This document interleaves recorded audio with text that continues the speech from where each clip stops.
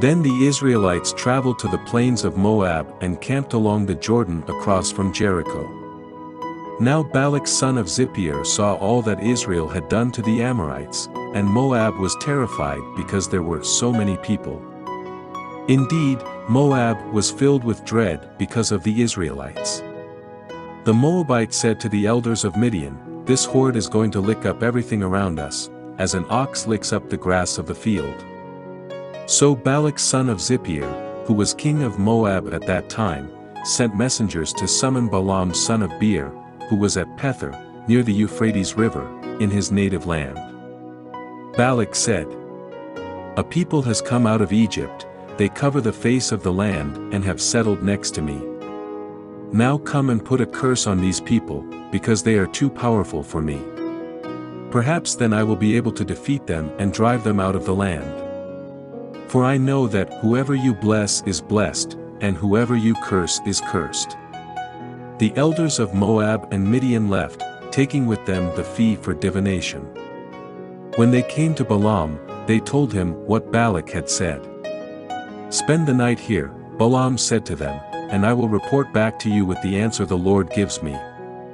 So the Moabite officials stayed with him. God came to Balaam and asked, "Who are these men with you?" Balaam said to God, "Balak son of Zippor, king of Moab, sent me this message, a people that has come out of Egypt covers the face of the land. Now come and put a curse on them for me. Perhaps then I will be able to fight them and drive them away." But God said to Balaam, "Do not go with them. You must not put a curse on those people, because they are blessed." The next morning Balaam got up and said to Balak's officials, "Go back to your own country, for the Lord has refused to let me go with you."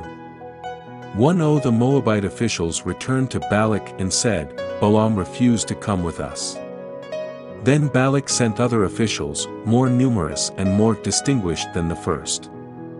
They came to Balaam and said, "This is what Balak son of Zippor says, do not let anything keep you from coming to me, because I will reward you handsomely and do whatever you say. Come and put a curse on these people for me." But Balaam answered them, "Even if Balak gave me all the silver and gold in his palace, I could not do anything great or small to go beyond the command of the Lord my God. Now spend the night here so that I can find out what else the Lord will tell me."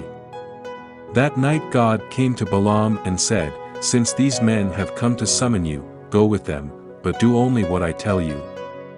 Balaam got up in the morning, saddled his donkey and went with the Moabite officials. But God was very angry and he went, and the angel of the Lord stood in the road to oppose him. Balaam was riding on his donkey, and his 2 servants were with him. When the donkey saw the angel of the Lord standing in the road with a drawn sword in his hand, it turned off the road into a field. Balaam beat it to get it back on the road. Then the angel of the Lord stood in a narrow path through the vineyards, with walls on both sides. When the donkey saw the angel of the Lord, it pressed close to the wall, crushing Balaam's foot against it. So he beat the donkey again. Then the angel of the Lord moved on ahead and stood in a narrow place where there was no room to turn either to the right or to the left. When the donkey saw the angel of the Lord, it lay down under Balaam, and he was angry and beat it with his staff. Then the Lord opened the donkey's mouth, and it said to Balaam, "What have I done to you to make you beat me these 3 times?" Balaam answered the donkey, "You have made a fool of me. If only I had a sword in my hand, I would kill you right now." The donkey said to Balaam, "Am I not your own donkey, which you have always ridden, to this day? Have I been in the habit of doing this to you?" "No," he said. Then the Lord opened Balaam's eyes, and he saw the angel of the Lord standing in the road with his sword drawn. So he bowed low and fell face down. The angel of the Lord asked him, "Why have you beaten your donkey these 3 times?" "I have come here to oppose you because your path is a reckless one before me. The donkey saw me and turned away from me these 3 times. If it had not turned away, I would certainly have killed you by now, but I would have spared it. Balaam said to the angel of the Lord, I have sinned. I did not realize you were standing in the road to oppose me. Now if you are displeased, I will go back. The angel of the Lord said to Balaam, Go with the men, but speak only what I tell you. So Balaam went with Balak's officials.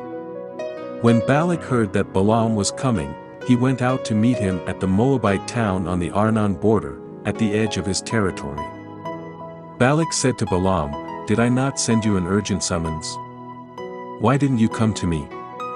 Am I really not able to reward you? Well, I have come to you now, Balaam replied.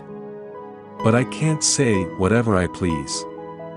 I must speak only what God puts in my mouth. Then Balaam went with Balak to Kiriath-Huzoth. Balak sacrificed cattle and sheep, and gave some to Balaam and the officials who were with him. The next morning Balak took Balaam up to Bamoth-Baal, and from there he could see the outskirts of the Israelite camp. Thank you for listening to the word of the Lord. Find out how to help our project in the description.